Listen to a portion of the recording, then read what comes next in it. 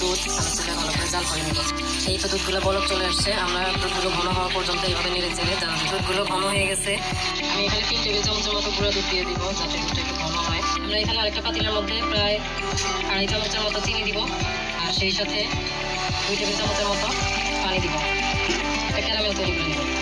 আমাদের চিনি ক্যারামেলটা হয়ে গেছে, এখন আমরা ভালো করে রাখা দুধগুলো দুধের সাথে ঢেলে দিব। আমাদের চিনিগুলো দুধের সাথে ভালো করে মিশে গেছে, কালারটাও চেঞ্জ হয়ে গেছে মাশাআল্লাহ। আমরা এবার আরো 2-1টা বলক তুলে দুধটাকে নামিয়ে নেব। আমাদের দুধগুলো ঠান্ডা হয়ে গেছে, এমনভাবে ঠান্ডা করতে হবে যে দুধের ভিতরে আঙুল চোবানো যায়। আমরা এখানে 2 টেবিল চামচের মতো টক দই পানি ভালো করে ছেঁকে নিয়েছি। আমরা এবার একটা চামচের সাহায্যে টক দইটাকে ভালো করে মিক্স করে নেব।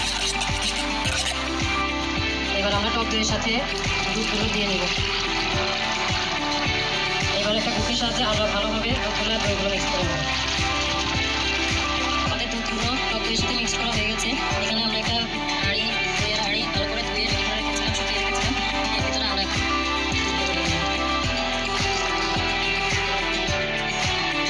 এবার দইয়ের মুখের মধ্যে একটা সাদা কাগজ দিয়ে রাবার দিয়ে মুখটা ভালো করে বন্ধ করে দেবো। আমরা একটা পাতিলের ভিতরে স্ট্রেনারটা দিব, তারপরে একটা চাদরকে আমরা পাতিলের ভিতরে ভালো করে দিয়ে এর ভিতরে আমরা দইটা দিয়ে নেব। দিয়ে আমরা এই দইয়ের মুখটা চাদর দিয়ে ভালো করে আটকে চুলায় বসিয়ে দিব।